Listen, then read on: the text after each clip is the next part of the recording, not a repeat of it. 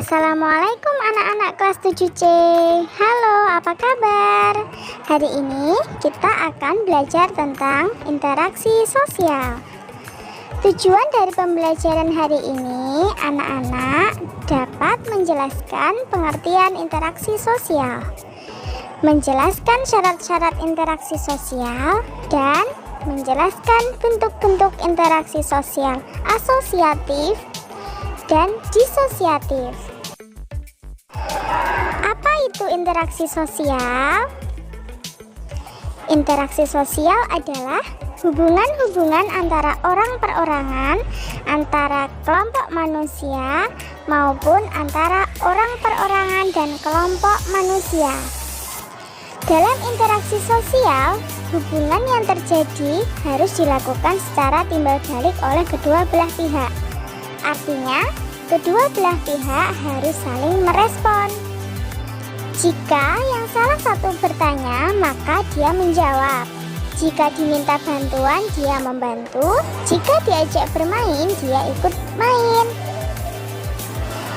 Dengan demikian, interaksi sosial adalah hubungan yang terjadi antara manusia dengan manusia yang lain, baik secara individu maupun dengan kelompok.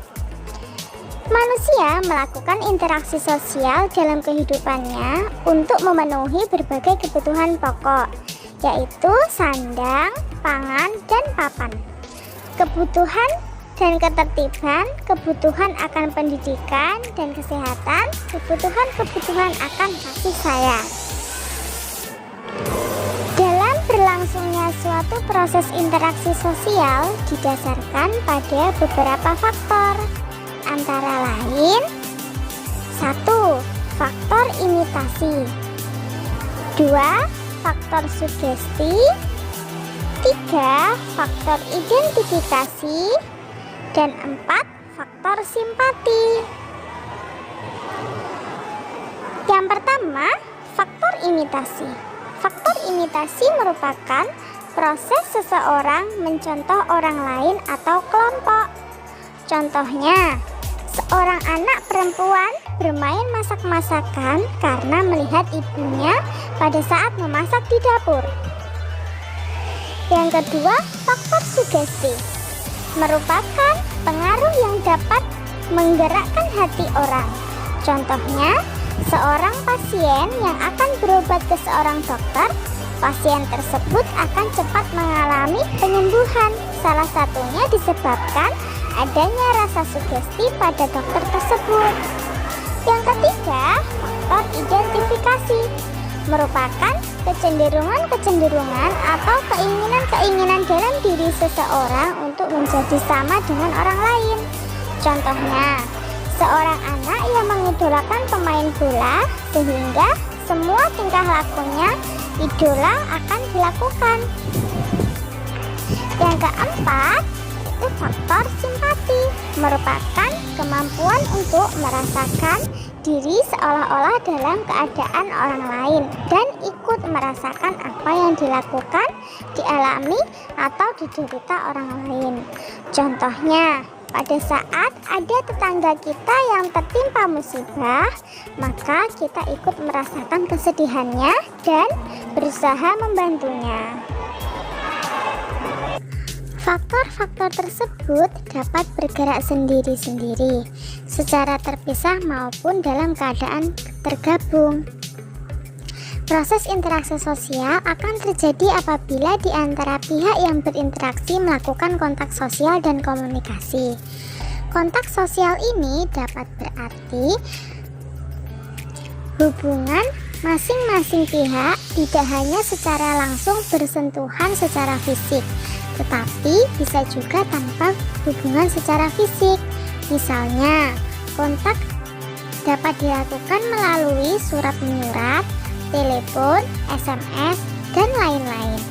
Dengan demikian, hubungan fisik bukan syarat utama terjadinya interaksi sosial. Komunikasi merupakan proses penyampaian pesan dari seseorang kepada orang lain yang dilakukan secara langsung maupun melalui alat bantu agar orang lain memberi tanggapan atau memberi respon. Manusia dikatakan sebagai interaksi sosial apabila memiliki ciri-ciri sebagai berikut. Yang pertama, jumlah pelakunya lebih dari seorang, biasanya 2 atau lebih. Yang kedua, berlangsung secara timbal balik. Yang ketiga, adanya komunikasi antar pelaku dengan menggunakan simbol-simbol yang telah disepakati. Yang keempat, adanya suatu tujuan tertentu. Ada beberapa bentuk interaksi sosial dalam kehidupan masyarakat, yaitu ada bentuk interaksi sosial asosiatif dan bentuk interaksi sosial disosiatif. Dalam proses atau bentuk interaksi sosial asosiatif, proses ini terjadi apabila seseorang atau kelompok orang melakukan interaksi sosial yang mengarah kepada kesatuan pandangan. Proses ini terdiri atas 3 bentuk, yaitu kerjasama, akomodasi, dan asimilasi. Yang pertama, kerjasama. Kerjasama di sini dimaksudkan sebagai suatu usaha bersama antara orang perorangan atau kelompok manusia untuk mencapai satu atau beberapa tujuan bersama. Contohnya seperti gotong royong. Gotong royong dalam kerja bakti desa. Yang kedua, akomodasi. Akomodasi sebagai suatu proses menunjukkan pada usaha-usaha manusia untuk meredakan suatu pertentangan, yaitu usaha-usaha untuk mencapai kestabilan. Contohnya, pemaksaan terhadap kaum yang lemah, penyelenggaraan PHK karyawan, penyelesaian dan bersengketa melalui pihak ketiga. Yang ketiga, asimilasi. Asimilasi merupakan cara-cara bersikap dan bertingkah laku dalam menghadapi perbedaan untuk mencapai kesatuan dalam pikiran dan tindakan. Selanjutnya, ada bentuk interaksi disosiatif. Proses ini terjadi apabila seseorang atau sekelompok orang melakukan interaksi sosial yang mengarah pada konflik dan merenggangkan solidaritas kelompok. Proses ini terdiri atas 3 bentuk, yaitu kompetisi, kontravensi, dan pertentangan. Yang pertama, kompetisi atau persaingan. Kompetisi merupakan suatu proses individu atau kelompok yang bersaing untuk mencari keuntungan melalui bidang-bidang kehidupan tertentu.